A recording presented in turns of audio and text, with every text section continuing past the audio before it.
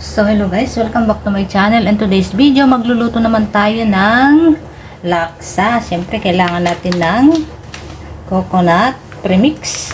Ayan, pwede rin yung gata.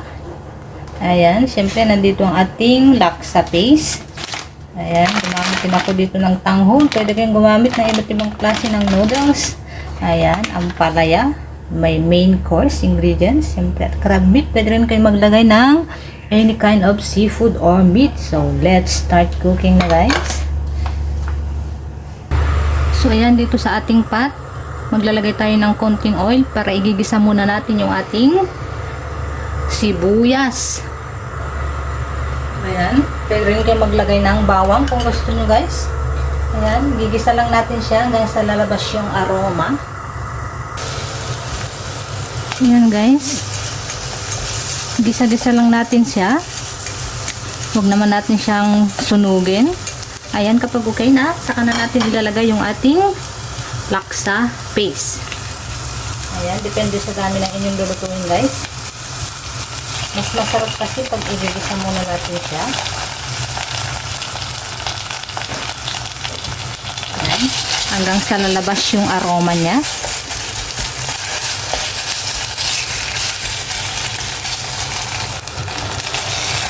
So, ayan guys, kapag okay na, pwede na tayong maglagay ng water. Kailangan warm water ang ating ilalagay guys. Boiling water.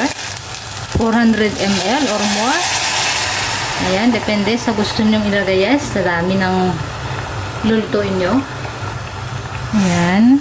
I-mix lang natin siya. Habang niluluto natin ang aking recipe guys, kung bago ka pa lang dito sa aking channel, pa-subscribe naman and hit the notification bell para updated kayo sa mga cooking tutorial pa na aking gagawin. So ayan guys, kapag okay na, ilalagay ko na ang aking ampalaya. Again guys, pwede kayong gumamit ng iba't ibang klase ng veggie na pwede nyo ilagay, depende sa gusto nyo guys. Ayan.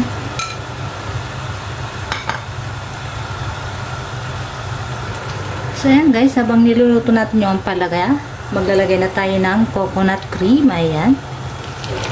Lalagyan lang natin siya ng warm water.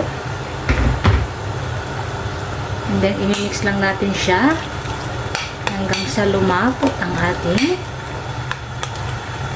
coconut cream. Mas maigi guys, mas masarap kung yung galing mismo sa puno, yung kukunin natin yung gata niya. Ayan. Pag kulang pa, pwede tayong magdagdag.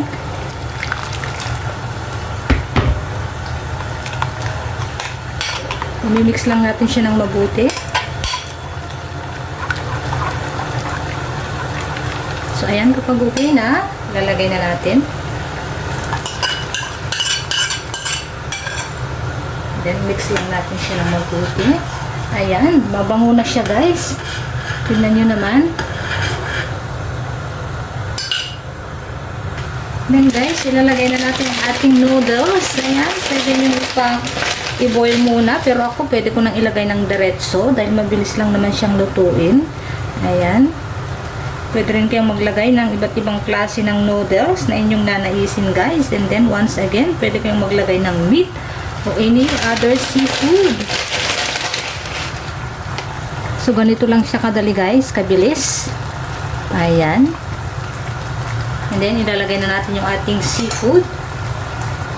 Ayan, crab meat lang ang gusto ko guys. Pwede kayong maglagay ng prawn o fish.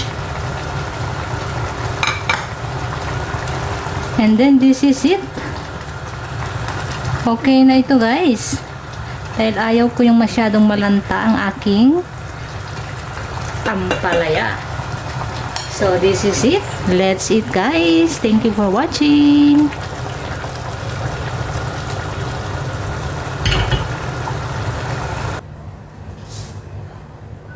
Then, ilalagay na natin dito.